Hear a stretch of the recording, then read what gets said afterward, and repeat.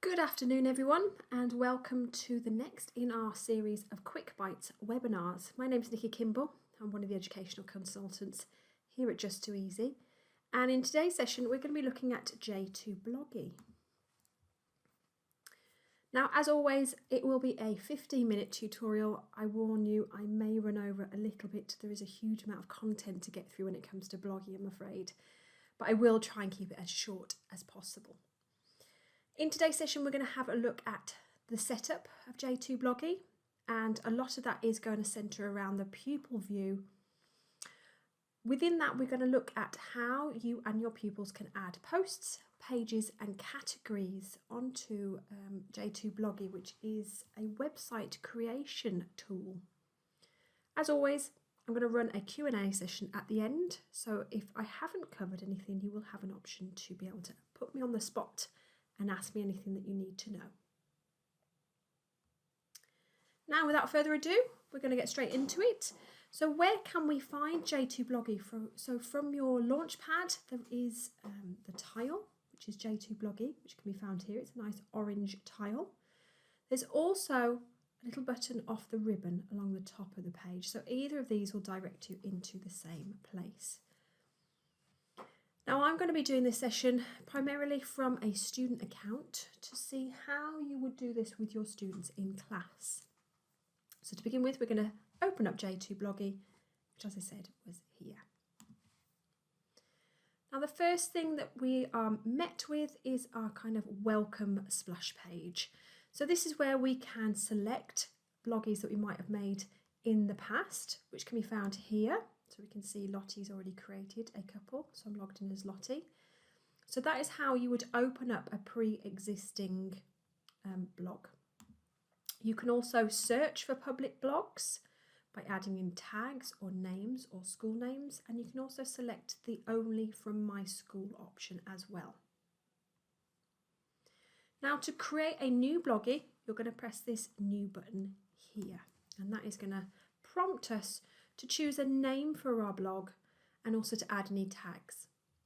Now, if I was to be doing this with my pupils in a class environment, I would get my students to create one blog per year.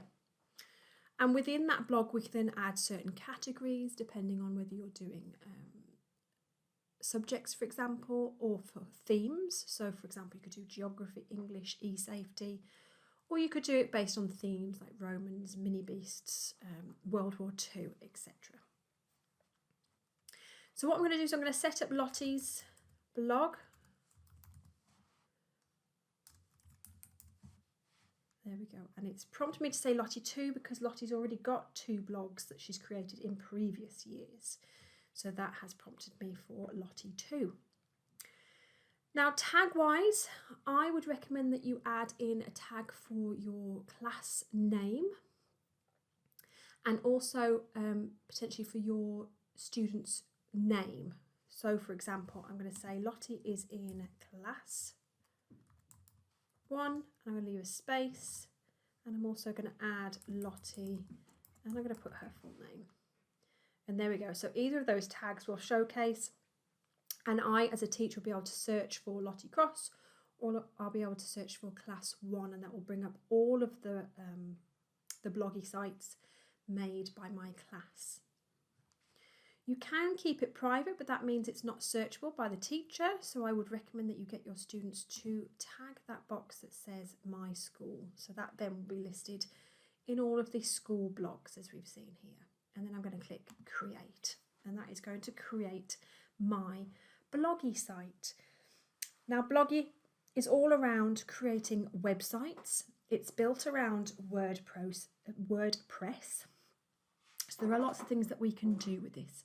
The first thing we're going to look at is changing the theme of our site.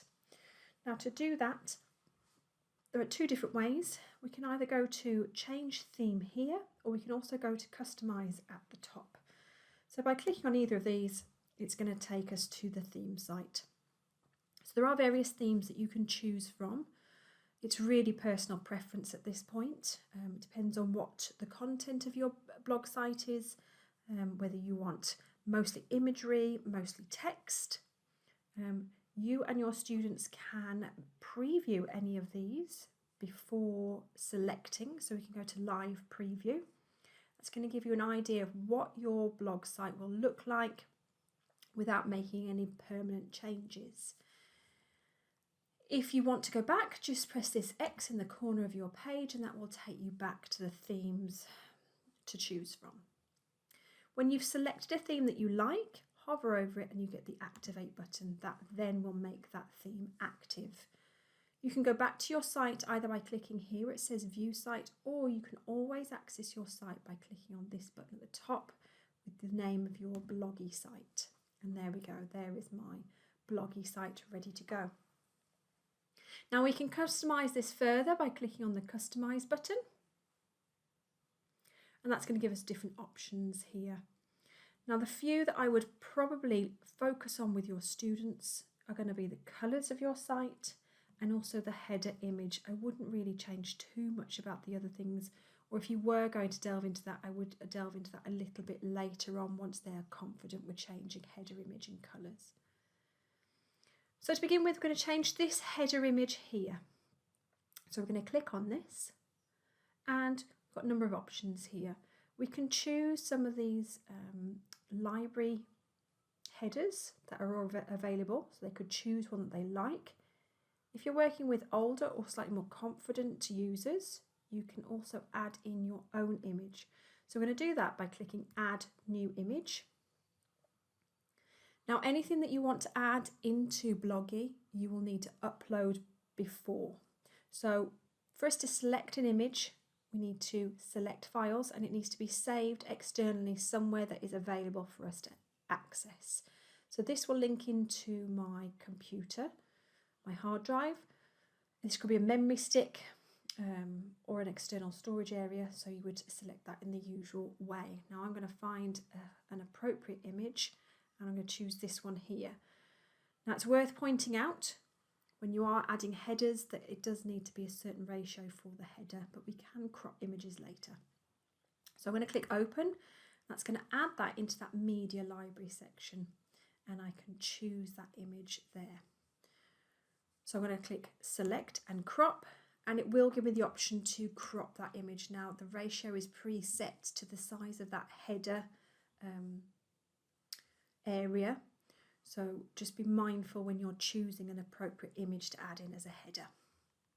I'm going to click crop image. And there we go, that has now added that into my header area. I'm going to use my back button and that's going to take me back to my customizable options. I'm going to have a look at the colours as well. So we can change things like the colour scheme. So we've got light or dark. I'm going to save it as light. I might change my header colour. So this is referring to this colour here. I'm going to try and link it to a similar colour to this. So I'm going to go for blue. I might make that just a bit of a darker blue so it stands out. It could be that I link it as green or any other colour that you want to. I can change things like the background colour. So this is the surround of my page. So I'm going to make that potentially blue as well. I might go for a really dark blue. Let's go darker. There we go. Very nice. And then I've got my link colour as well if I wanted to.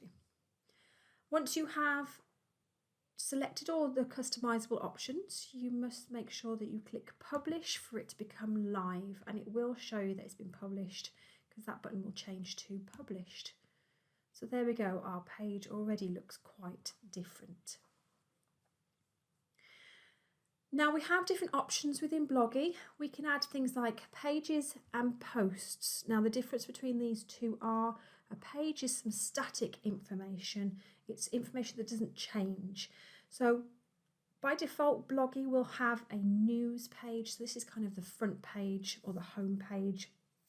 And this is where you'll always land when you're opening up your blog. So this is actually a page in itself. If you wanted to create a posts are very much like blog posts as you would normally read in a blog. The most recent blog post would always appear at the top of that particular page. And you are able to comment on posts. So that's the difference between the two. We can also set up categories. So at the moment we've only got our news category, but we can set up separate categories and that will make it a lot easier to then post posts into categories. So that will make a bit more sense in a second. So the first thing we're going to do is we are going to create our categories. So this is Lottie's page. As I said, if I was to do this for my students, I would have them create this at the beginning of their academic year, and then to post things periodically when they've created great pieces of work. So it might be that Lottie has created some great English work and some great e-safety work. So we're going to create 2 categories for that. Now to do that, we're going to open up the dashboard. So we're going to hover over Lottie's site name and we're going to go to the dashboard. And to find our categories, we're going to hover over where it says posts, and that is going to give us the option to create some categories. So if we click categories, that will open that up. Now, as I said, we've already got the news category, so we need 2 more. We're going to add English. There we go. And we're just going to click add new category. Now, for some reason, this kind of does an eternal cycle. So you may need to just boost it a little bit just by clicking categories, and that will refresh that page, and you can see we've added that English category in. I'm going to add another category for e-safety, and I'm going to do the same thing. I'm going to click add new category, and that should now have added that. If I press categories, that has showed that there. So to see those live, I can go back to my Lottie site, and you can see there we go. We've got 2 categories all ready to go. Now the reason I did it that way is because now we can create a post and we can post directly to these particular categories. So to do this, there is an easy way and a slightly harder way, and it really depends on the level your children are working at, the ages, and their confidence when using things like this. The easy way of doing this is we're going to go to back to the dashboard, and we've got this option to create J2E5 Lite. This will then open up in, kind of does exactly what it says on the tin, a light version of J2E5. So it's got a lot of the functionality that you would do in J2E5, just within the bloggy site. So this works in exactly the same way as J2E5. So we have the normal functionality, we can add text, can resize, rotate, we can add in pictures if we wanted to, so we can drag all that in and resize. And I could publish that if I wanted to. But what I'm going to do is I'm just going to start a new one. I'm going to load up some content that Lottie's already made in a J2E5 lesson that we did earlier in the week. So to do that, I'm going to click load, and that's going to take me straight to my files area. So there we go. So we've got my e-safety document that she created, so I can click that, and that is going to open that up into my J2E5 Lite. So she can make any changes to this, so it is still fully editable. So this is something that she created in a previous lesson. She can embellish that if she wanted to. She could add some more audio or some more pictures. And this activity was based around a resource library activity. So if you haven't had a look at the resource library, please have a look at that, because this was a great template to use. Once I have finished editing and I'm ready to publish, all I'm going to do is I'm going to press that publish button there. Now that's going to prompt me to title this particular activity. So this will pull this from the document name if it's already preloaded, or it will prompt you to save and create a title. We could save it as a page if we wanted to, but we're going to save this as a blog, and we're going to choose the category we want to post this within. So this is why we chose the categories first. I'm going to select the e-safety. You have the option to save as draft if you wanted to come back to this, but we're quite happy, so we're going to publish. Now that has published into our e-safety area. So if I go back to my site, we can see it's posted within my home area, because this news will sort of give you a running total of what has been posted to the entire site. But we can also click where it says e-safety, and that is then going to showcase that particular document. And there we go. Now there is an alternative way of creating posts with your students. Now this is a slightly harder way that I was describing earlier. And what we can do is we can go up to new at the top, or from the news page we can also click where it says add new post. So both will link to the same area.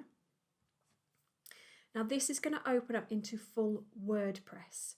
So this is more difficult, but great maybe for your year 6s or your P7s if you're working in Northern Ireland. So we can add a title. So for example, we might be looking at adding in maybe a page about, I don't know, education, for example. So we can add that as a title.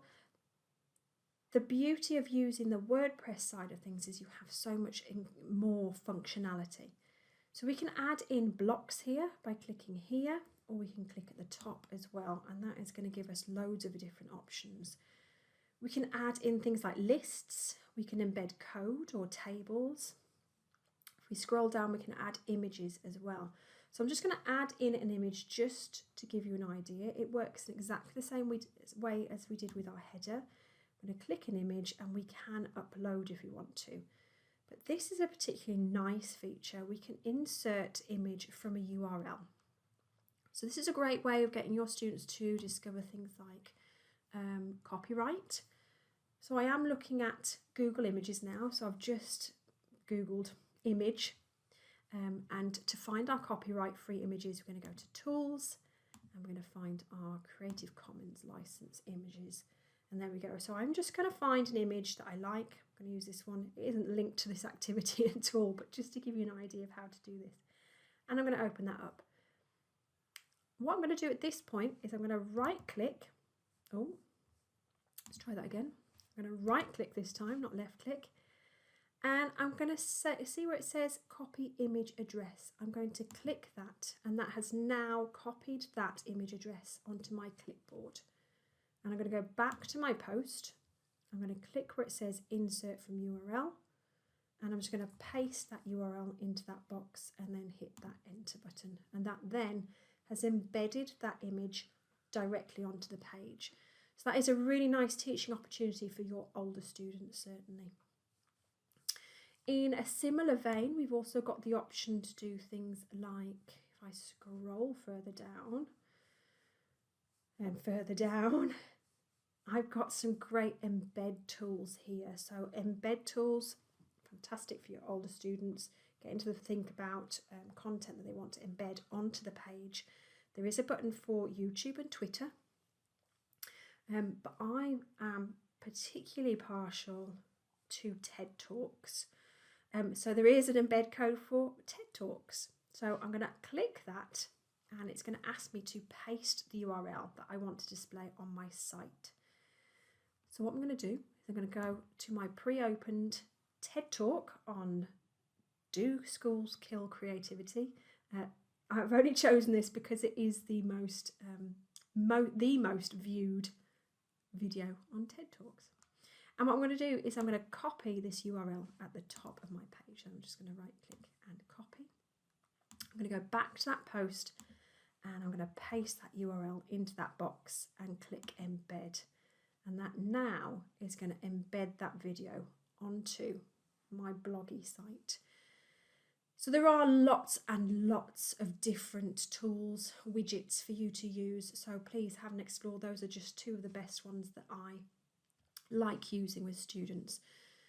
You can preview that and see what it looks like as a blog site. There we go. That is what it's going to look like when I publish it. And they have the comment box at the bottom. So there we go. These embedded videos will play within.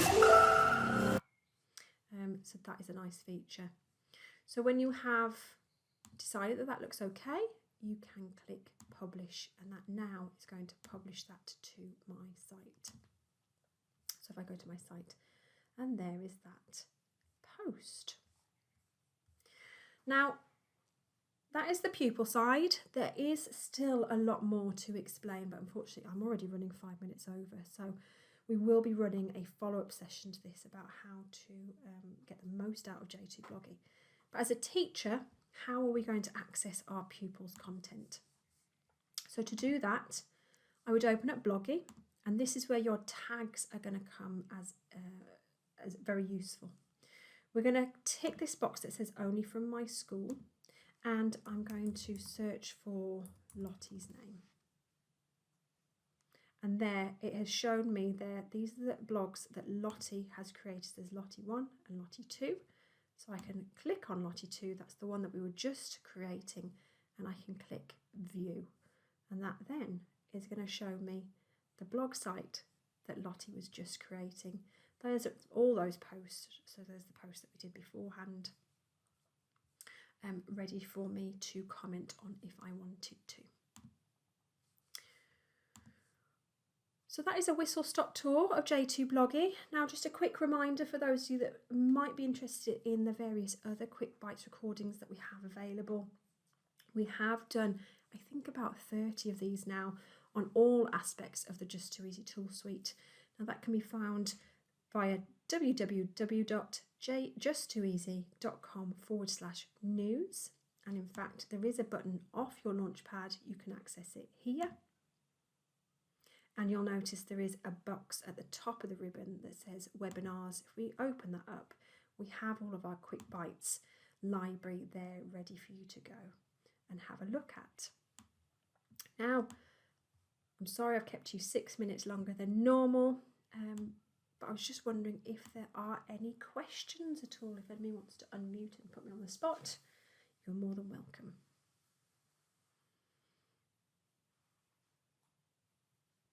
No. Okay. Well, thank you ever so much for joining us and giving up your spare time. Our Quick Bites are run the first Tuesday of every month. We have a few coming up in the next term, so please have a look for those. And we hope to see you on another Quick Bites soon.